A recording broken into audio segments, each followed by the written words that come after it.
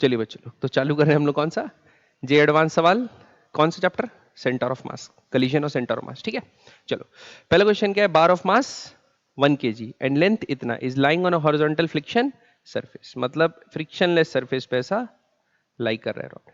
फिर क्या बोला है, one end of the bar is pivoted, मतलब एक एंड आपका हिंज कर दिया गया है और दूसरा एंड फ्री है। A small mass 0.1 kg is moving on the same horizontal surface with speed 5 meter per second on a path perpendicular to the bar. It hits the bar at a distance L by 2 from the pivoted end. मतलब एक point mass था small m, वो कितनी velocity से जा रहा है, v0 velocity से जा रहा है मान के चलो, और कहां पे टकराया, पिवटेड पॉइंट से L by 2, सेंटर ऑफ मास पे टकराया। ठीक है, अब इसके बाद क्या हो रहा है, स्पीड फिर L by 2 from the pivoted end returns back to the same path with speed p, और टकराने के बाद वापस आ जाता है कितने स्पीड से, v स्पीड से, and the bar rotates with angular velocity, और कलीजन कैसा दे दिया है, elastic. Which of the following statement is correct. ठीक, तो अब कलीजन के क्वेश्चन में हम लोग क्या लगाते हैं, conservation of momentum, conservation of angular momentum, ये सब लगाते हैं, या वेलोसिटी कोएफिशिएंट ऑफ रेस्टिट्यूशन वाला फॉर्मूला। अब देखते हैं यहां क्या क्या अप्लाई करेंगे। तो यहां पर जब ये दोनों टकराएंगे तो एक दूसरे के ऊपर क्या लगाएंगे, फोर्स लगाएंगे, लेकिन जब ये टकराएंगे हिंज भी पकड़ के रखा हुआ है रॉड को रोटेट होने देगा, लेकिन रॉड को मूव होने नहीं देगा, इस एंड को मूव होने नहीं देगा, तो यहां से एक एक्सटर्नल फोर्स लगा देगा ना हिंज।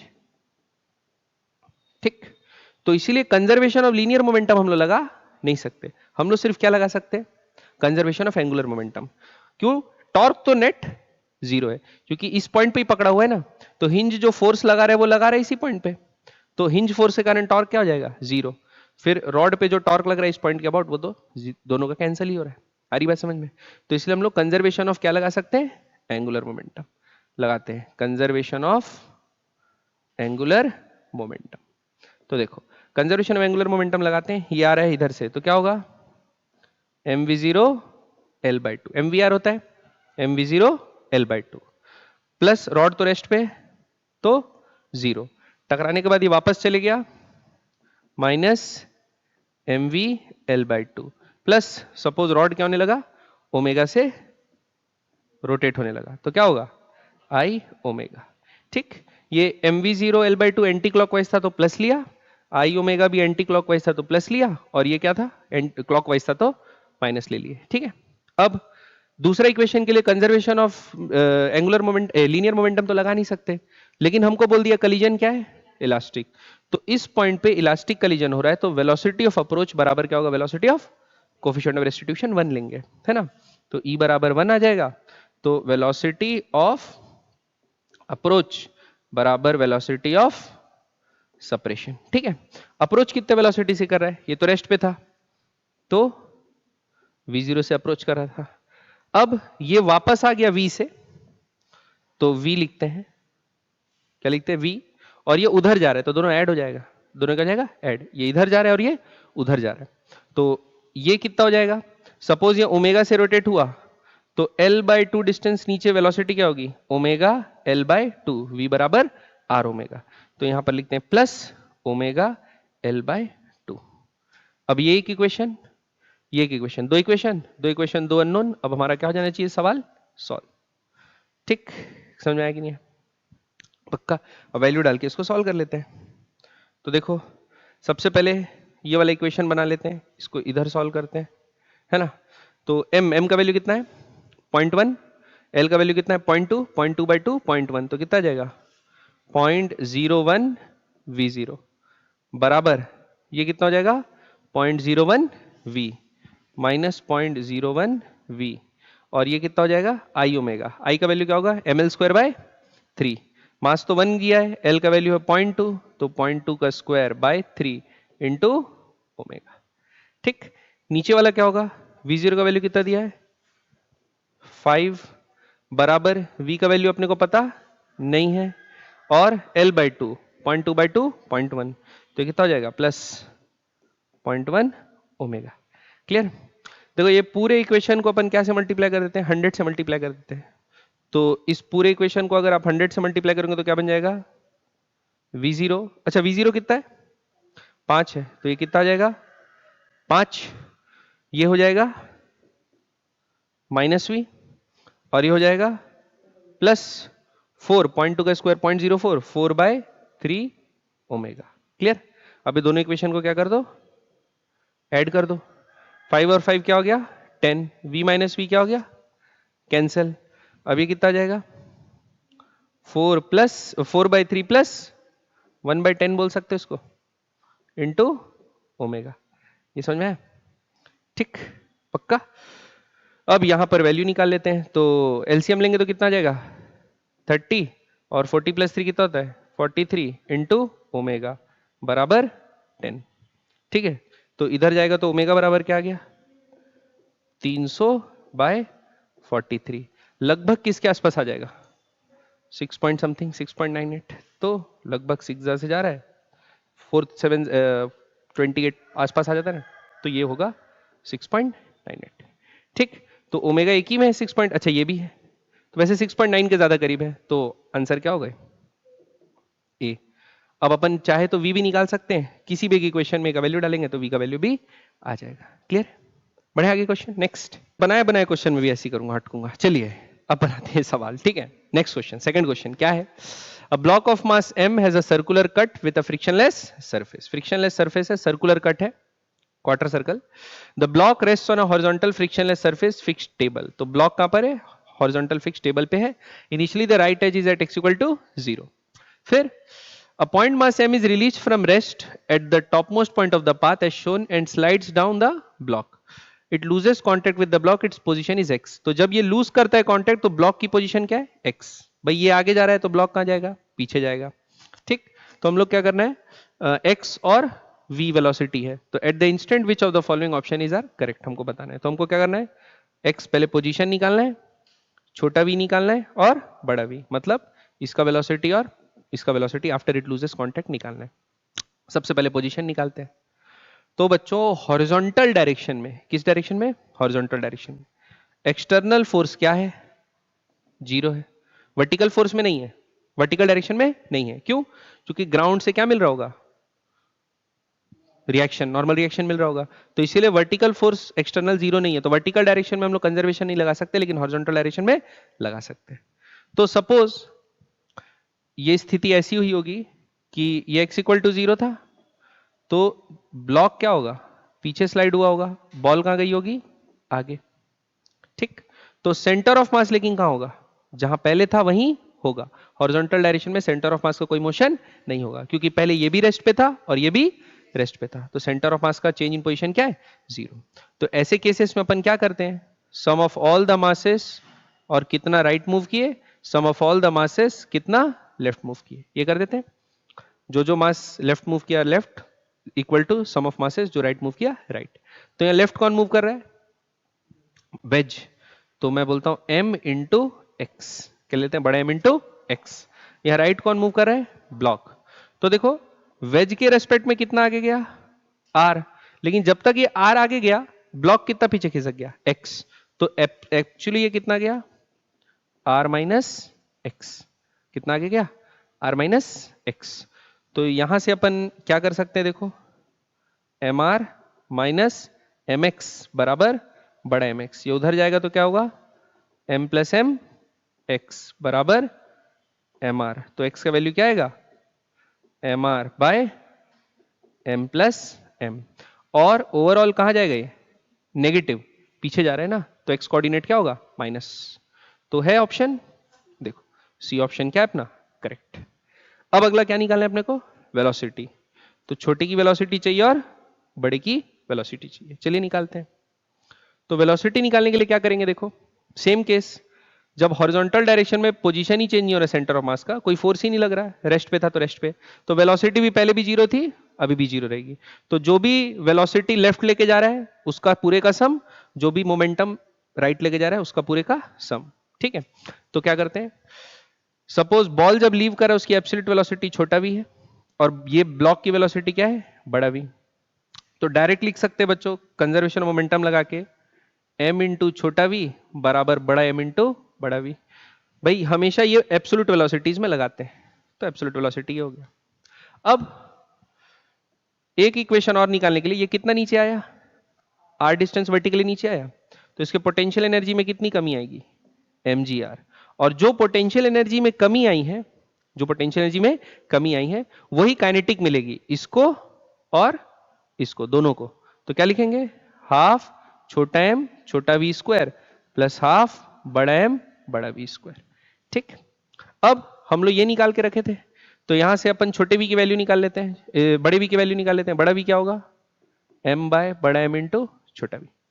अब यहां पर डाल देते हैं, तो क्या होगा, mgr बराबर हाफ m छोटा v स्क्वायर प्लस हाफ बड़ा m इंटू बड़ा v। बड़ा v की जगह क्या डालेंगे, m स्क्वायर बाय बड़ा m स्क्वायर इंटू छोटा v स्क्वायर। एक m से m कट गया, ये m ये m ये m कट गया, ये 2 इधर आके क्या हो गया, 2gr। तो 2gr बराबर क्या आया, v स्क्वायर कॉमन ले लेते हैं, तो यहां क्या बचेगा, 1 प्लस m बाय m, इसको नीचे भेज दो, तो ये क्या हो जाएगा, under root 2gr by 1 plus m by m। ये किसकी वेलोसिटी आई है, छोटे v की। ठीक, तो छोटे v की वेलोसिटी आ गई भाई। ऑप्शन है सही है, ऑप्शन बी सही है। ऑप्शन डी बड़े ब्लॉक का वेलोसिटी। तो अभी छोटा v का वैल्यू जो निकाले हैं वो कहां डाल देंगे, यहां डाल देंगे, तो जाहिर सी बात ये तो नहीं आने वाला। ठीक, तो ये ऑप्शन, चौथा ऑप्शन क्या है, गलत। ठीक है, पक्का। तो कौन कौन सा सही, बी और सी। चलिए क्वेश्चन देखिए, चलो अगला क्वेश्चन बनाते हैं। ठीक है, अगला क्वेश्चन क्या बोला है, there is a rectangular plate of mass m। ये है रेक्टेंगुलर प्लेट बच्चों, मास m की। डायमेंशन क्या है, a cross b। The plate is held in horizontal position by striking n small balls, each of mass m per unit area per unit time. m mass per unit area per unit time इसको hit कर रहा है ना। तो these are striking the shaded half region, यानी पूरा reason को नहीं, सिर्फ हाफ रीजन, जो शेडेड रीजन आधे रीजन को ही हिट कर रही है। अपने को बताना है the balls are colliding elastically with the velocity v, what is v, ताकि वो हॉरिजॉन्टली मेंटेन रहे। समझ रहे हो, इस पॉइंट से हिंज कर दी, एम मास का प्लेट है, तो भाई सेंटर से इसको mg नीचे लग रहा होगा, तो ये टॉर्क इसको क्या लाने की कोशिश करेगा, नीचे लाने की कोशिश करेगा। तो हम लोग जो इस वाले हिस्से में बॉल को लगातार मार रहे हैं, उसके कारण एक टॉर्क लगेगा नहीं लगेगा, किसके अबाउट, इसके अबाउट। और वो क्या हो जाएगा,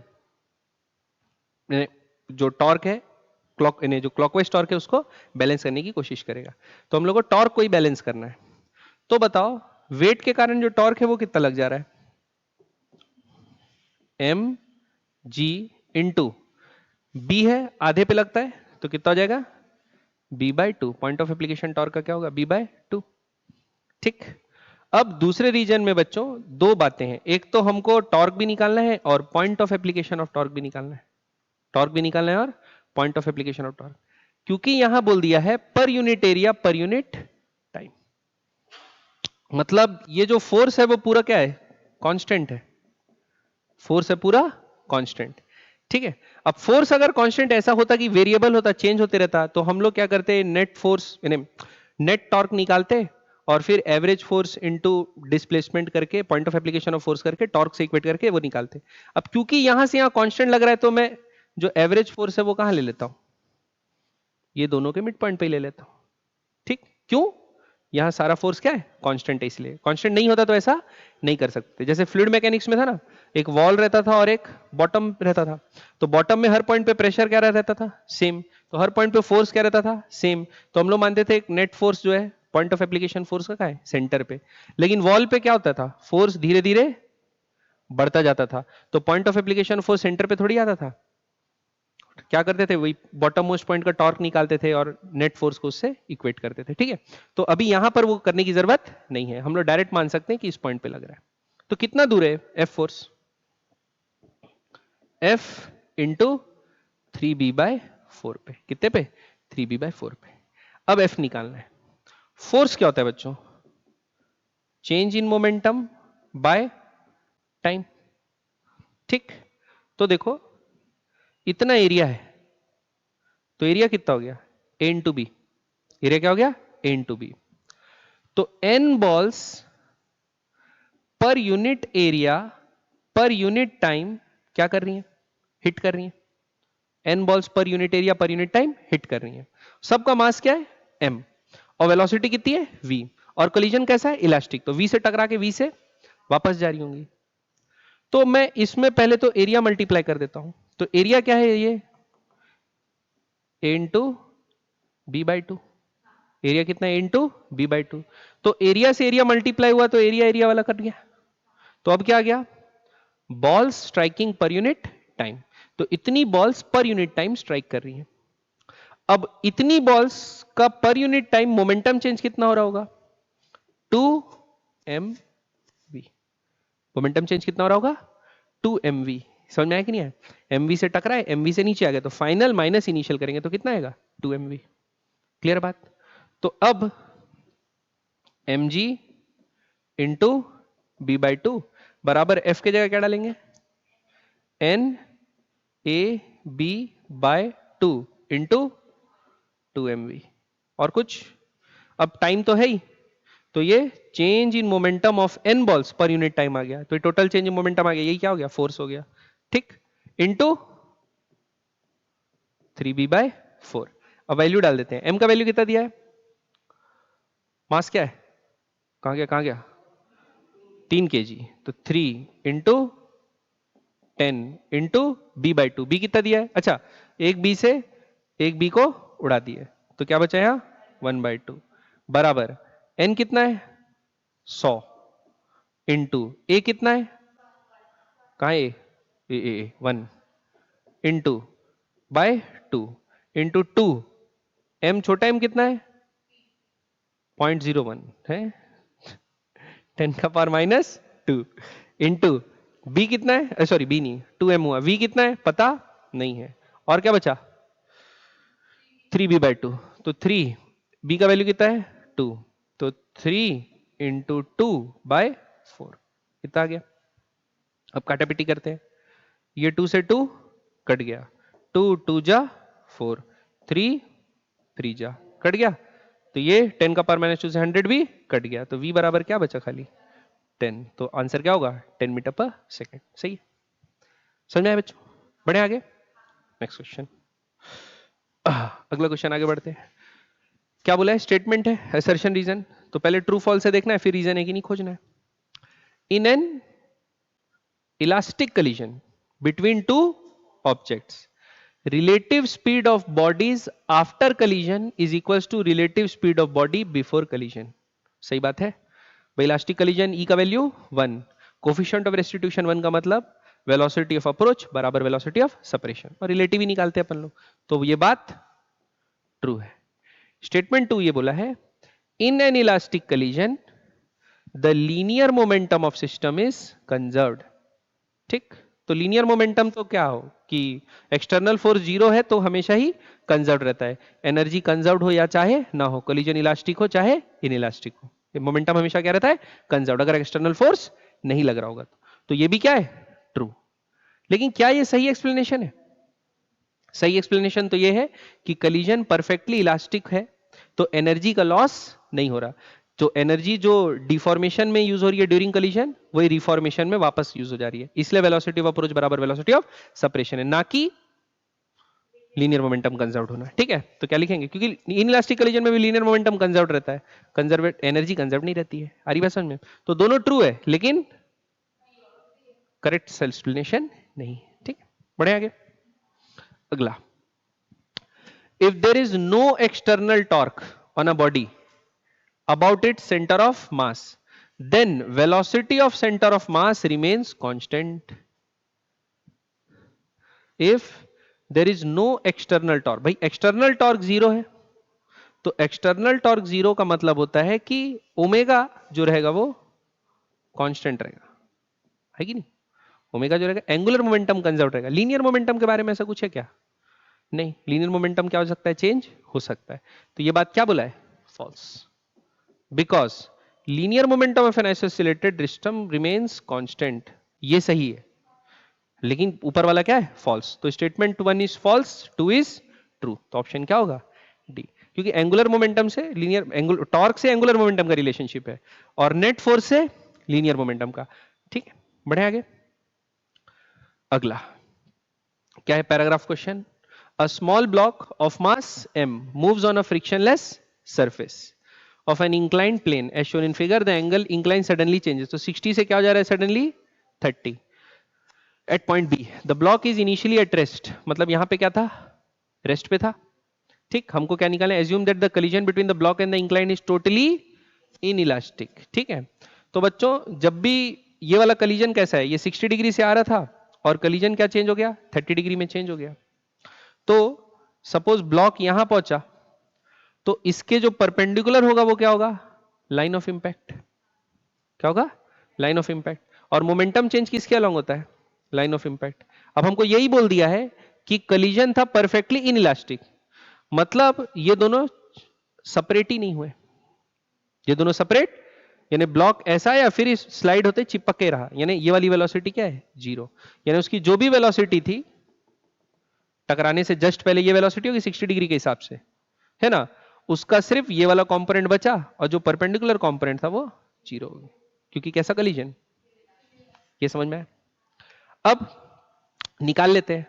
तो ये कितना मीटर हाइट वाइट कुछ दिया है क्या? क्या दिया है? ये दिया है बच्चों √3। कितना दिया है? √3। तो ये भी कितना होगा? √3। ये दिया है 60 डिग्री, ये क्या दिया है? 60। तो tan 60 बराबर परपेंडिकुलर बाय बेस, तो ये कितना आ जाएगा? 3 मीटर। कितना आ गया? 3 मीटर। ठीक, तो 3 मीटर नीचे गिर रहा है, तो इसका वेलोसिटी निकाल सकते हैं। कितना होगा? हाफ mv² बराबर mg इंटू आर। m से m कट गया, v² बराबर 2 इंटू 10 इंटू 3, कितना गया? √60। v का वैल्यू क्या आ गया? √60। तो ये जो वेलोसिटी है वो कितनी थी? √60 मीटर पर सेकेंड। लेकिन हमको क्या चाहिए भाई? ये कंपोनेंट कर दिए एक और दूसरा कंपोनेंट कर दिए ये। तो बच्चों आपको पता है कि जो कंपोनेंट इनइलास्टिक कोलिजन हो रहा है, ई का वैल्यू 0, तो इधर वेलोसिटी क्या होगा इसकी? 0 टकराने के बाद। और along the common tangent velocity को कोई फर्क पड़ता है? नहीं। ठीक है, तो इसमें कोई फर्क नहीं पड़ेगा, तो √60 का कंपोनेंट ले लेते हैं। ये एंगल कितना था? ये एंगल क्या दिया है? 60। ये एंगल दिया था 60।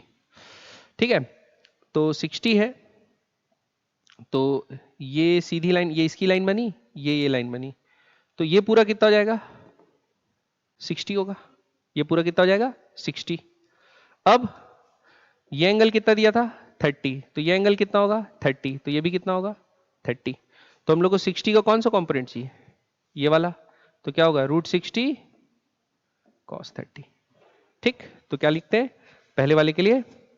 √60 इंटू cos 30 कितना होता है? √3/2, तो यही आ जाएगा √45। समझ में आया बात? पक्का? √45। 2 अंदर जाएगा 4, 15, 15 3 45। ठीक है, समझ में आया? दूसरा, the speed of the block at point C immediately before it leaves the second incline. अब यहां पे वेलोसिटी हमको पता चल गया कितनी हो गई? √45 हो गई। अब वो स्लाइड होके नीचे जा रहा है यहां पर अपने को वेलोसिटी बताना है, C पे वेलोसिटी क्या है। फिर से क्या लगाना पड़ेगा? Conservation of energy. तो कितना हाइट स्लाइड हुआ वो निकालने के लिए अपने को ये चाहिए कि नहीं चाहिए? ये कितना है पूरा? इसको जोड़ दो ऐसा। ये कितना है? मत जोड़ो ऐसा, मत जोड़ो, यही निकाल लो ना। ये है 3√3 और ये कितना है? 30 डिग्री। तो tan 30 1/√3 होता है, तो ये भी कितना आ गया? ये भी आ गया 3 मीटर। ठीक, 3 मीटर आ गया। तो mgh कितना होगा? m इंटू जी इंटू फिर से 3 बराबर हाफ m C पे जो वेलोसिटी होगी एंड पॉइंट पे उसका स्क्वायर माइनस यहां पे जो थी, यहां पर कितना था? √45। √45 का स्क्वायर करेंगे तो कितना आ जाएगा? 45। ठीक, m से m कट गया, ये कितना हुआ? 10। ये हुआ 30। 30 इंटू 2 60। 60 प्लस 45 105। तो VC का वैल्यू क्या होगा? 105 का √ metre per second. Option B. Clear? अब तीसरा part, if the collision between the block and the incline is completely inelastic, मतलब अभी तो along the line of impact अपन क्या लिए थे? कोलाइड हो रहा है नहीं लिए थे। अभी क्या बोल दिया है कि अब कंप्लीटली इलास्टिक, मतलब जो टकराने से पहले इधर थी कॉमन लाइन ऑफ इंपैक्ट के अलॉन्ग, वही पलट के अब किधर हो जाएगी, इस तरफ। होगी कि नहीं होगी, पक्का? तो अब देखते हैं, ये वाला तो निकाल लिए थे, ये √60 आया था, नहीं सॉरी कितना आया था, √45। ये वाला कितना आएगा वो निकाल लेते हैं। ठीक, तो ये वाली वेलोसिटी कितनी होगी, ये है ना, तो ये कितनी थी, √60 sin 30, तो कितनी हो जाएगी, √15। ठीक, तो ये इस तरफ थी √15, इस तरफ क्या थी, √15। टकराने के बाद क्या हो जाएगी, इस तरफ आ जाएगी √15। ठीक, तो अपने को क्या पूछा है, अपवर्ड कंपोनेंट, तो यही है, तो क्या होगा, √15 प्लस, नहीं अपने को क्या पूछा, सॉरी सॉरी सॉरी, ये नहीं पूछा है बच्चों, हमको क्या पूछा है, अपवर्ड कंपोनेंट। क्या पूछा है, वर्टिकल कंपोनेंट, यानी ये पूछा है। आ रही बात समझ में, क्या पूछा है, वर्टिकल कंपोनेंट, ये है। ठीक, अब देखो, तो ये क्या हुआ, √15, और इसके बाद ये √15 हो गया, तो इधर इसको हटा देते हैं, ये वेलोसिटी क्या हो गई, अब √15 पता है। चलो, तो यहां पर देखो ये √15 है, वर्टिकल के साथ कितना एंगल बना रहे हैं ये देख लेते हैं। तो बच्चों ये 30 डिग्री है कि नहीं है, ये कितना है, 30, भाई ये 30 है, ये 60 है, ये 30 होगा। ठीक है, आ रही बात समझ में, 30 डिग्री, तो 15 क्या होगा, cos 30, तो क्या लिखते हैं, √15 ऊपर की तरफ cos 30, क्या लिखते हैं, √15 cos 30, ये समझ में है। और नीचे वाला लिखते हैं, तो ये इसका कंपोनेंट हो गया। अब ये वाला वेलोसिटी कितना आया था, √45 निकाले थे, अब √45 वर्टिकल के साथ ये कितना एंगल बना रहा है, ये 60 बना रहा है, तो ये कितना होगा, √45 cos 60, तो क्या लिखेंगे, माइनस √45 cos 60, ये कितना होता है, √3/2, तो √3/2 कितना होगा, √45/2 माइनस √45/2, तो कितना हो गया, 0, तो क्या होगा बच्चों, सी, क्या होगा आंसर, सी। ठीक है, तो अपने को ये नहीं पूछा था कि ये वर्टिकल मतलब इसके वर्टिकल नहीं, वर्टिकल पूछा है ना, वर्टिकल मतलब दुनिया का वर्टिकल। ठीक है, तो क्या होगा, जो कंपोनेंट है उसका दोनों कंपोनेंट कर लिए। क्लियर, आ रही बात समझ में, तो हॉरिजॉन्टल वाला था उसका भी निकालिए वर्टिकल कंपोनेंट, और जो ये वाला था लाइन ऑफ इंपैक्ट वाला उसका भी निकाल लिए। क्लियर है, बढ़े आगे, समझ में आया, पक्का? चलिए अगला, अगला सवाल, the ball having linear momentum इतना, एक बॉल है जिसका लीनियर मोमेंटम कितना है, इतना, P1 कितना है, PI, P2 भी कितना है, -PI, undergo collision in free space, collision in free space मतलब ग्रेविटी का कोई लेन देन नहीं, no external force, there is no external force acting on the ball, P1 dash and P2 dash be their final momentum, the following option is are not allowed, कौन कौन से ऑप्शन गलत हैं, for any non zero value of A1 A2 B1 B2 C1 C2। ठीक, तो external force 0 है, तो sum of all the initial momentum बराबर क्या होगा, sum of all the final momentum. Initial momentum एक का PI दूसरे का -PI मतलब क्या है, 0, तो सेकंड में भी सम ऑफ फाइनल मोमेंटम क्या होना चाहिए, ये चेक करते हैं। देखो, अगर A1 का वैल्यू पॉजिटिव में कुछ होगा और A2 का वैल्यू नेगेटिव में कुछ होगा, तो ये दोनों कैंसिल हो जाएगा सम करेंगे तो। B1 का वैल्यू पॉजिटिव में सपोज कुछ होगा और वही वैल्यू B2 में नॉन जीरो नेगेटिव में कुछ होगा, तो ये दोनों क्या हो जाएंगे, कैंसिल। लेकिन K को कैंसिल करने वाला कोई है, तो C1 का वैल्यू कुछ भी लोगे कैंसिल होगा, तो नेट मोमेंटम आ जाएगा कि नहीं आ जाएगा, 0 होगा क्या, तो ये ऑप्शन ट्रू, यानी नॉट अलाउड। बी देखते हैं, भाई C1 C2 का वैल्यू उल्टा उल्टा पलट दो तो 0 हो जाएगा, तो ये अलाउड है। ठीक, इसमें देखते हैं, A1 A2 का वैल्यू A प्लस एक माइनस में कट गया, ये प्लस में माइनस में ये भी कट गया, अब यहां C1 यहां भी C1, तो अगर C1 को यहां 2 लिया तो यहां -2 लिखोगे, क्या लिखोगे 2, तो यहां -2, तो सम करोगे तो क्या आएगा, हाँ सम करोगे तो 0 हो जाएगा, सम दोनों C1 C1 है ना, सम करोगे तो क्या हो जाएगा 0। A1 A2 क्या ले लिया, अलग अलग, एक +1 एक -1 ले लिए, कट गया, ये +1 -1 ले लिए, कट गया, ये +1 तो ये भी +1, तो +1 लेकिन ये सामने माइनस लगा है तो ये भी कट जाएगा, तो ये भी अलाउड है।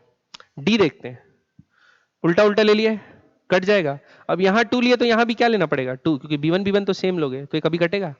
माइनस ले लिए तो माइनस माइनस भी ऐड हो जाएगा, प्लस ले लिए तो प्लस प्लस भी, तो ये ऑप्शन नॉट अलाउड है। तो क्या है ऑप्शन ए और D.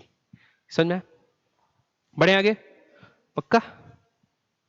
Next, if the resultant of all the external forces acting on a system particle is 0, then from an inertial frame one can surely say that linear momentum of the system does not change in time. True. भाई sum of all the external forces 0 है, इसका एक ही मतलब है कि linear momentum क्या होगा, does not change with time. linear momentum conserved है। काइनेटिक एनर्जी बोल नहीं सकते। काइनेटिक एनर्जी भाई जैसे अब एक बॉम्ब रखे रहता है, फट जाता है, पार्टिकल्स होते हैं उसके, तो शुरू में तो काइनेटिक एनर्जी 0 थी, बाद में काइनेटिक एनर्जी क्या हो गई, कुछ ना कुछ मिल गई। काइनेटिक एनर्जी बढ़ भी जाती है, काइनेटिक एनर्जी कम भी हो जा सकती है। तो नेट एक्सटर्नल फोर्स 0 हो तो हम ऐसा बोल नहीं सकते। एंगुलर मोमेंटम टॉर्क से बताते हैं, एक्सटर्नल फोर्स से बताते हैं क्या, नहीं, तो इसको भी बोल नहीं सकते। तीसरा, potential energy of system does not change, ये भी नहीं बोल सकते भाई, टोटल मैकेनिकल एनर्जी कंजर्व नहीं, और सपोज उनके बीच में अट्रैक्टिव फोर्स लग रहा हो या कुछ लग रहा हो तो हम ऐसा बोल सकते हैं क्या, तो ये बात भी गलत है। सिर्फ हम लोग क्या बोल सकते हैं, अगर नेट एक्सटर्नल फोर्स 0 तो एक ही चीज बोल सकते हैं कि sum of all the initial momentum of all the bodies in the system is equal to sum of all the final momentum of all the bodies in the system, यानी linear momentum conserve रहेगा, बाकी और कुछ बोल नहीं सकते। बढ़े आगे, अगला अगला क्या बोला है, two small particles of equal masses starts moving in opposite direction from a point A in a horizontal circular orbit, यानी ये इधर मूव कर रहा है, ठीक है। फिर क्या बोला है, the tangential velocities are v and 2v respectively as shown in figure, between collisions the particle move with constant speed, ठीक, collision के बाद constant speed से मूव करते हैं। after making how many elastic collision other than at a, this particle will again reach at point a, ठीक। तो बच्चों यहां से चालू किए, यहां से चालू किए, तो ये v है, ये 2v है, देखते हैं पहला collision कहां होगा। इसको मान लो सेंटर, ये रेडियस क्या है r, तो टेंजेंशियल वेलोसिटी इसकी कितनी है v, टेंजेंशियल वेलोसिटी इसकी कितनी है v, इसकी टेंजेंशियल वेलोसिटी v है, तो इसका एंगुलर वेलोसिटी निकाल सकते हैं v बाय आर, दूसरे वाले का 2v बाय आर। आ रही बात समझ में? क्या दोनों की एंगुलर वेलोसिटी सेम डायरेक्शन में, अलग डायरेक्शन में? अलग अलग है। क्या डायरेक्शन में? अलग अलग। तो दोनों को कितना टाइम लगेगा वापस मीट करने में, ये निकाल लेते हैं। तो टोटल कितना एंगल चलेंगे 360, 2 पाई, तो क्या चलेंगे 2 pi by 3v bye are, ये समझ में? इतना टाइम लगेगा। अब एक कितना एंगल चला होगा, कोई भी एक लेते हैं, कहां मीट करेंगे वो भी तो देखना पड़ेगा, ये तो किस टाइम पे मीट करेंगे निकल गया, कहां मीट करेंगे ये भी देख लेते हैं। तो सपोज पहले वाली की एंगुलर वेलोसिटी क्या थी v बाय आर, तो इसको क्या से इंटू कर देते, थीटा बराबर ओमेगा इंटू टी, तो v by R into 2 pi R by 3, V are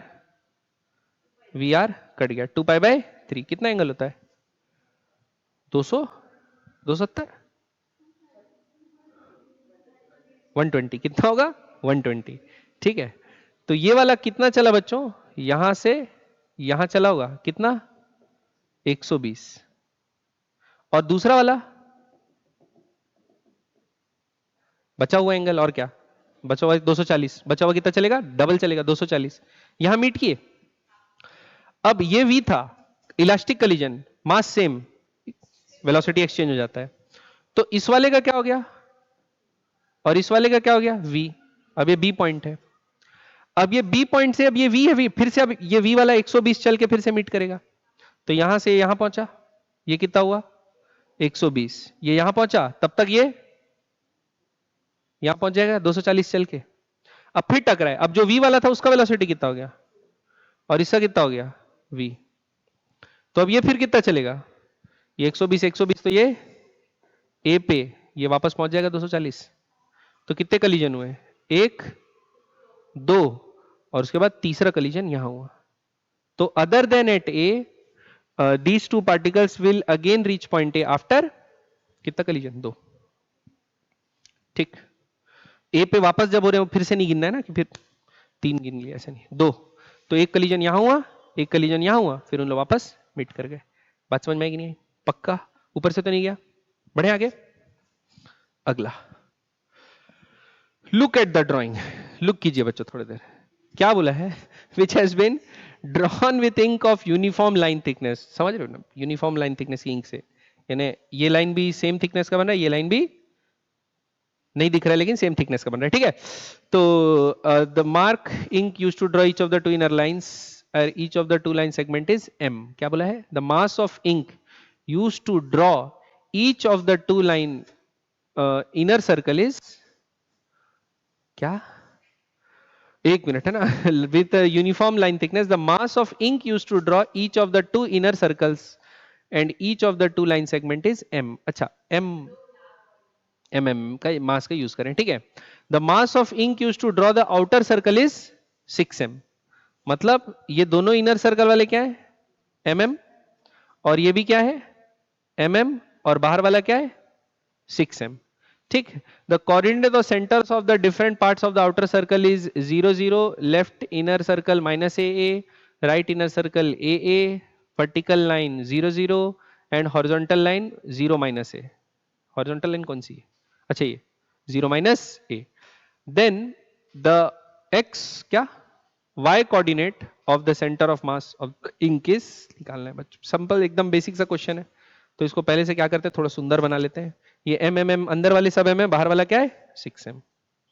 देखो कोऑर्डिनेट मार्क करते हैं। क्या मार्क करते हैं? कोऑर्डिनेट। तो सबसे पहले क्या बोला है? The coordinate centre of different parts are outer circle 0 0। मतलब ये सेंटर है आउटर सर्कल का, ये कहां पे? 0,0 पे। ठीक है, उसके बाद फिर लेफ्ट इनर सर्कल क्या है? ये वाला -a, दिख नहीं रहा है, अच्छे से लिख, -a, ये क्या है? a, वर्टिकल लाइन जो ये वाली है, ये भी 0 0 पे, और हॉरिजॉन्टल लाइन का कहां है सेंटर? 0 -a। हमको क्या निकालना है? y सेंटर ऑफ मास निकालना है। तो अब तो जानते हैं क्या होता है? m1y1 plus m2y2 plus m3y3 plus etcetera etcetera by sum of all the mass. ये होगा y सेंटर ऑफ मास। ठीक, तो देखते हैं यहां कौन कौन से मासेस है। पहले m1, इसको ले लेते हैं। m1, इसका मास m, इसका y कोऑर्डिनेट a पे, तो क्या होगा? ma प्लस ये वाला m, y कोऑर्डिनेट a, तो इसका भी क्या होगा? ma प्लस वर्टिकल लाइन का 0, हॉरिजॉन्टल लाइन का -a, तो -ma प्लस 6m वाले का 0, तो 0 ही होगा। आ रही बात समझ में? कितने मास? m 4m plus 6m 10m, तो हुआ 10m। एक प्लस m से -ma कट गया, m से m कट गया, क्या आएगा? a/10 प्लस a/10 आया, तो आंसर क्या होगा? a/10। ठीक, बताओ सिंपल था क्वेश्चन, तो बताओ सिंपल होगा तो कौन सी ईयर रखा होगा? जब हम लोग दिए थे 2009 का। कब का है? 2009 हम लोग जब दिए थे, बहुत सरल पेपर था उसमें। चलिए आगे बढ़े। देखो, 3 objects A, B and C are kept in a straight line on a frictionless horizontal surface. These masses have m, 2m, m respectively. The object object A moves towards the mass B with a speed of 9 meter per second. मतलब ये इसके तरफ जा रहा है कितने से? 9 metre per second से। makes an elastic collision with it. Thereafter B makes completely inelastic collision with C. तो ये दोनों के collision का E वैल्यू 1, ये दोनों के collision का E का वैल्यू 0.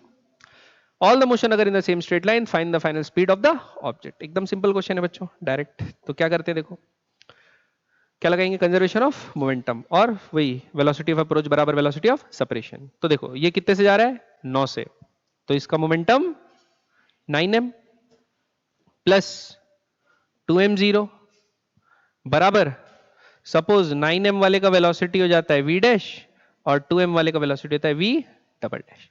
9m क्यों लिख रहा हूं मैं, सॉरी, मास m ही है ना, 9m थोड़ी है, ठीक है, 9 इंटू एम, ये वेलोसिटी के कारण लिखा था, ये तो 0 हो गया, ठीक। तो यहां से क्या है इक्वेशन, 9 बराबर m m m कट जाएगा, v dash plus v double dash. याद रखना v डैश क्या है, a की वेलोसिटी, और v डबल डैश क्या है, b की वेलोसिटी आफ्टर कलीजन, ठीक है। अब ये हो गया। अब दूसरा क्या लगाते हैं, वेलोसिटी ऑफ अप्रोच बराबर वेलोसिटी ऑफ सेपरेशन। तो अप्रोच कितने वेलोसिटी से कर रहा है, 9 से। सेपरेशन वेलोसिटी क्या है, ये v डबल डैश से जा रहा है, ये v डैश से जा रहा है, तो क्या लिखेंगे, v double dash minus v। दोनों इक्वेशन को क्या करते हैं, ऐड, v डैश से v dash cancel, v double dash कितना हो गया, तो 9 ही आया, कितना आएगा 9। तो v डबल डैश का वैल्यू क्या आ गया, 9, क्या गया 9 मीटर पर सेकेंड। गलत आया ना, एक्सचेंज हो जाएगा वेलोसिटी,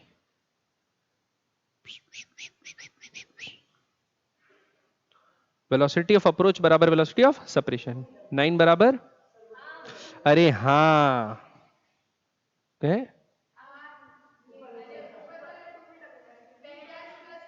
ये 2v डबल डैश है ना, यार तुम लोग देखते नहीं हो, है ना, तो ये वाला क्या है 2v double dash, sorry.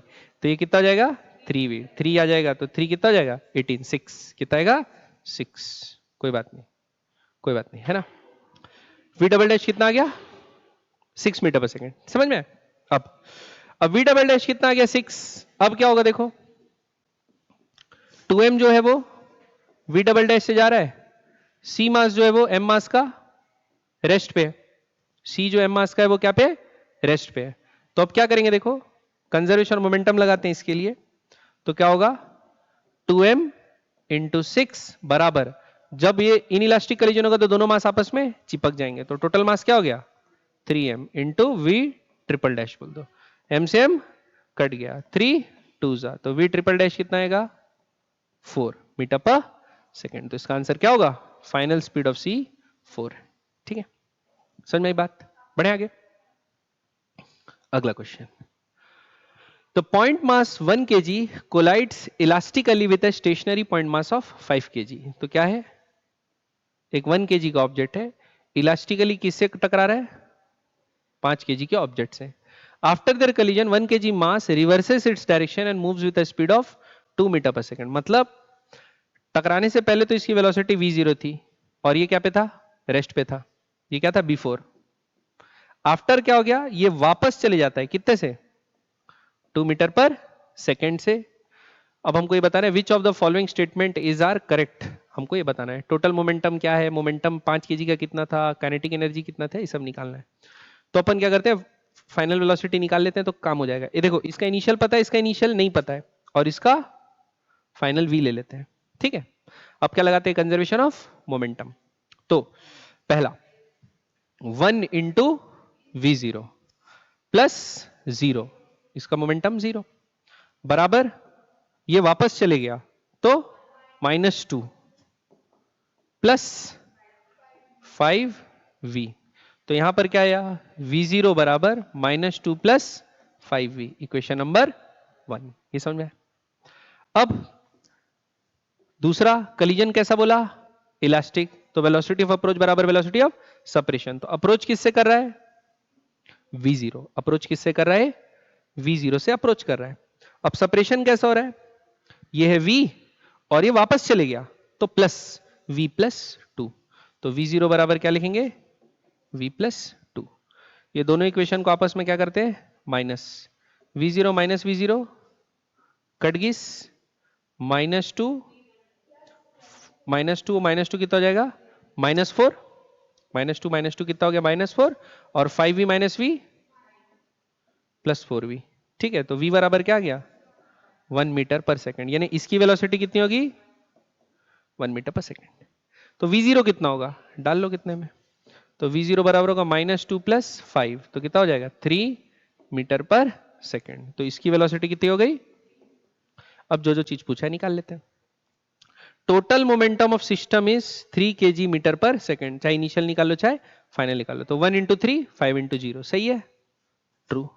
Momentum of 5 kg mass after collision is 4, after collision is 4। तो इसकी वेलोसिटी कितनी हो गई 1 वेलोसिटी, और इसकी मास क्या था 5, तो ये बात क्या है गलत। तीसरा, kinetic energy of centre of mass of kinetic energy of centre of mass is 0.75 joule. अब ये कैसे निकालेंगे सेंटर ऑफ मास की वेलोसिटी, तो वी सेंटर ऑफ मास निकाल लेते हैं और उसके बाद काइनेटिक एनर्जी निकाल लेते हैं। वी सेंटर ऑफ मास क्या होगा, आफ्टर बोला है बिफोर, इलास्टिक कॉलिजन है कंजर्व्ड है, देख लेते हैं। तो वेलोसिटी तो पता ही चल गया है, v centre of mass m1 v1 plus m2 v2 by m1 plus m2, तो 1 kg इंटू 3 प्लस 0 बाय 6, तो कितना हो गया हाफ, कितना हो गया हाफ।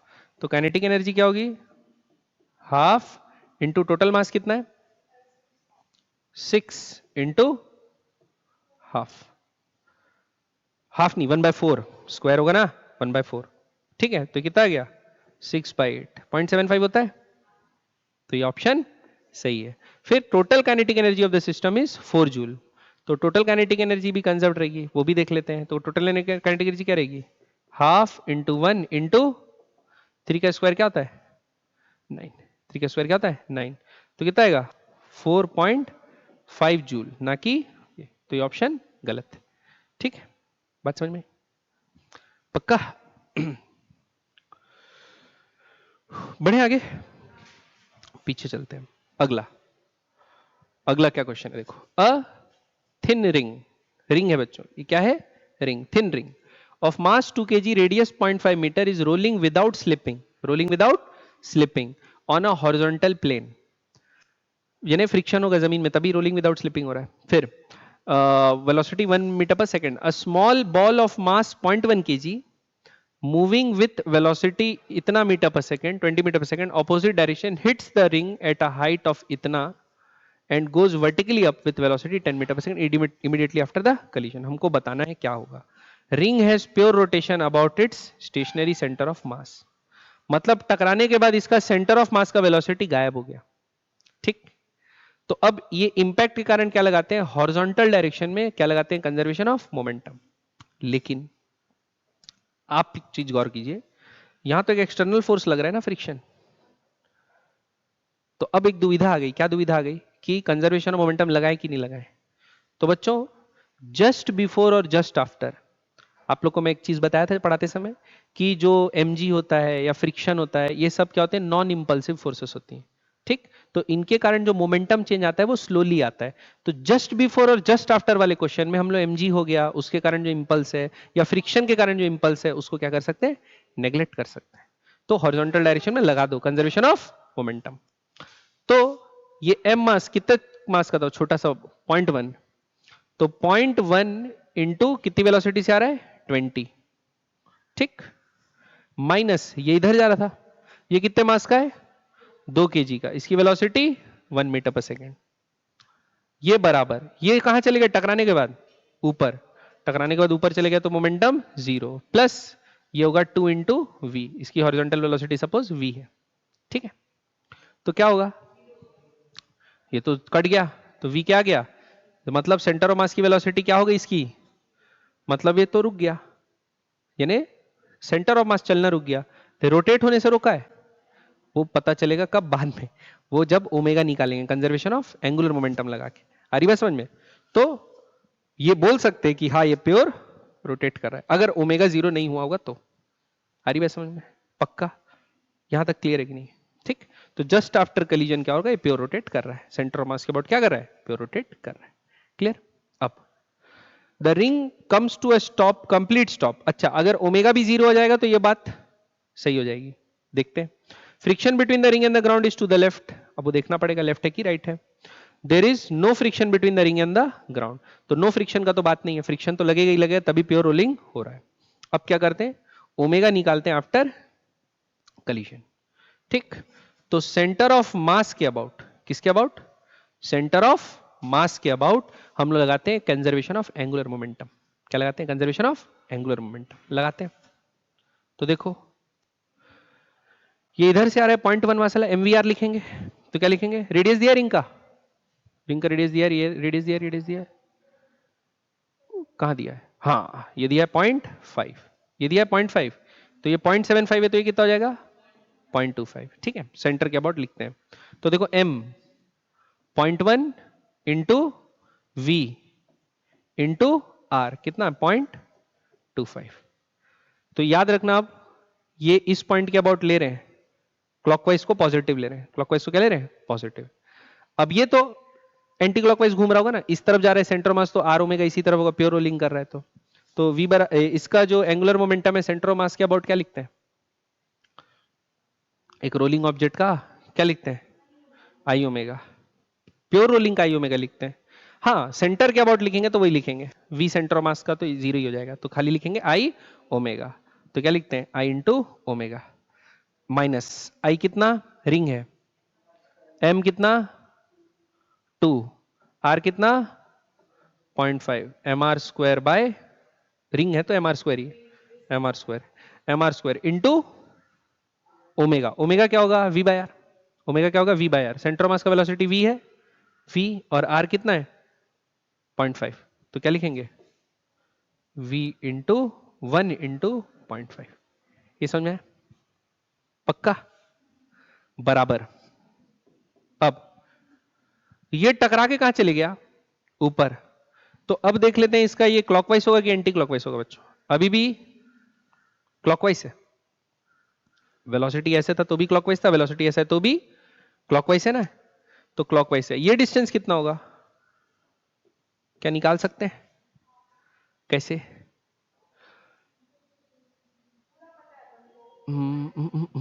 ये पता है अपने को, ये कितना है r, ये पता है अपने को कितना है 0.25 है ना, और r कितना था 0.5, r कितना था 0.5 और ये कितना है 0.25, तो ये एंगल कितना हो गया साइन थीटा 1/2, साइन थीटा 1/2 का पता है 30 डिग्री, तो ये कितना हो जाएगा cos theta √3/2, √3/2 r, √3/2 r।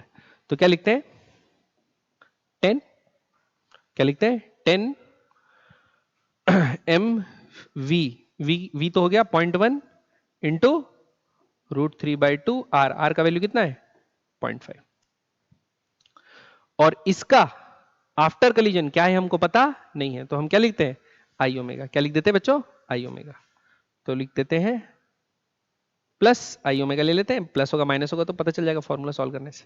Clear है बात, यहां तक क्लियर है? अब बस प्लस आ रहा है कि माइनस आ रहा है वही चेक करना है अपने को। हाँ हाँ v/r होगा, सॉरी मैं 0.5 लिख दूंगा, कुछ चिंता है तुमको तो बताओ, है ना तो देखो 0.5 से 1.5 कट गया। अब ये 20 इंटू 0.1 2 इंटू 0.25 0.5 आया, माइनस ये 2 इंटू 0.5 1, ये हुआ, ये प्लस में इधर आके क्या में हो जाएगा माइनस में आ जाएगा। ये कितना आएगा देखते हैं, ये 1 हो गया है ना, इसको लिख सकते हैं 1/2, तो √3/4। अब बताओ -1 माइनस रूट, ये तो नेगेटिव ही आ रहा है ना, ये क्या रहा है नेगेटिव, मतलब हम लोग ओमेगा क्या मान रहे थे, यानी इसको पॉजिटिव मान रहे थे, नेगेटिव आ रहे हैं मतलब अभी भी एंटी क्लॉकवाइज है, एंटी क्लॉकवाइज है, ओमेगा मतलब इस तरफ है, ओमेगा इस तरफ है, तो फ्रिक्शन कहां लग रहा होगा लेफ्ट, तो ये बात सही। हरी बात समझ में, ओमेगा क्या गया नेगेटिव आया, नेगेटिव मतलब एंटी क्लॉकवाइज, तो ऐसा है तो फ्रिक्शन उल्टा लग रहा होगा। हरी बात समझ में, फ्रिक्शन टू द लेफ्ट, समझ में आया? और क्या कर रहा है ये प्योर रीलिंग कर रहा है, ओमेगा 0 ज्यादा तो हम लोग मानते कि कंप्लीटली स्टॉप हो जा रहा है, लेकिन ऐसा ओमेगा तो है ठीक, लेकिन इंपल्स ड्यू टू ओमेगा हम लोग क्या करें नेग्लेक्ट करके चले। बात समझ में आया? पूरा सॉल्व करने की भी जरूरत नहीं है ठीक, बढ़े आगे। देयर इज नो फ्रिक्शन, ये भी बात गलत है, प्योर रोलिंग हो गई नहीं। नेक्स्ट क्वेश्चन अगला, अ बॉल ऑफ मास कितना 0.2 kg rest on a vertical post of height 5 metre, 5 metre height में वर्टिकल पोस्ट में रुका है। A bullet of mass 0.01 kg travelling with a velocity v in a horizontal direction hits the center of the ball. After the collision, the ball and the bullet travel independently. मतलब एक साथ नहीं चल रहे, independently चल रहे हैं. The ball hits the ground at a distance of 20 meter.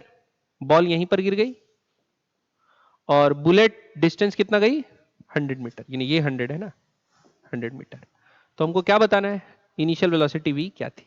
ठीक है, कलिजन कैसा हुआ बोला है क्या, कुछ नहीं बोला है, ना इलास्टिक है ना इलास्टिक, ऐसा कुछ बोला है नहीं बोला है।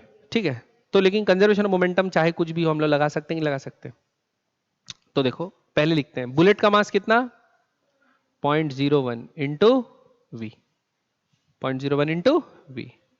टकराने के बाद बुलेट 0.01 इंटू वी डैश, और जो बॉल है क्या 5 इंटू 5 के जी है ना, बॉल नहीं 0.2 के जी, बॉल कितने का है 0.2 इंटू वी डबल डैश। शुरू में तो 0 था, रेस्ट पे था, आ रही बात समझ में। अब ये दोनों का प्रोजेक्टाइल रेंज आया है, तो रेंज से हम लोग क्या प्रेडिक्ट कर सकते हैं, रेंज से हम लोग क्या प्रेडिक्ट कर सकते हैं, वेलोसिटी प्रेडिक्ट कर सकते हैं।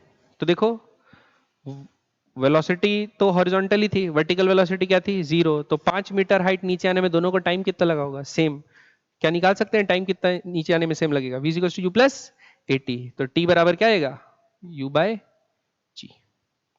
इनिशियल वेलोसिटी 0 नहीं, क्या लिख रहा हूं मैं, sorry, v square = u square plus 2as। ठीक है, तो फाइनल वेलोसिटी तो कुछ रहेगी, फिर मैं गलत लिख रहा हूं। ठीक है, s = ut plus half at square, क्योंकि डिस्टेंस दिया ना, सॉरी, तो 5 मीटर बराबर इनिशियल वेलोसिटी 0, वर्टिकल डायरेक्शन में इनिशियल वेलोसिटी क्या है 0, तो क्या लिखेंगे हाफ इंटू जी इंटू टी स्क्वायर। तो टी का वैल्यू कितना आएगा 10 सेकेंड आएगा, सॉरी 1 सेकेंड आएगा, कितना आएगा 1 सेकेंड। भूख लग रही है मेरे को, सॉरी। हाँ, तो टी का वैल्यू क्या आएगा 1 सेकेंड। तो 1 सेकेंड तक जब ये नीचे गिरा तब तक आगे भी गया होगा, तो इसकी वेलोसिटी क्या होगी 20 मीटर पर सेकेंड, और इसकी वेलोसिटी क्या होगी 100 मीटर, तभी तो 1 सेकंड में 100 मीटर गया, 1 सेकंड में 20 मीटर आगे गया।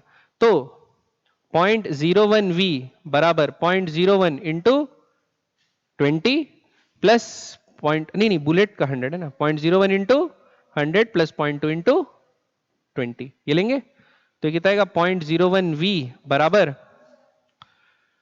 क्या लिखा था मैं यहां 100 है ना, 100 इंटू 0.01, तो कितना आएगा 1 प्लस 4, कितना आएगा 4, तो v बराबर क्या आएगा 5/0.01, तो कितना आएगा 500 मीटर पर सेकेंड। क्लियर है बच्चों, ठीक, आ रही बात समझ में। अब समय हो गया और भूख भी लग रही है और आंसर भी अपन गलत बना रहे हैं, तो इसको यहीं पर क्या करते हैं बंद करते हैं। ठीक है, चलिए, वैसे लगभग हो गए, 1-2 ही सवाल बचे, लगभग होने का ना, चुप हो जाओ, सब मत बोलो, है ना।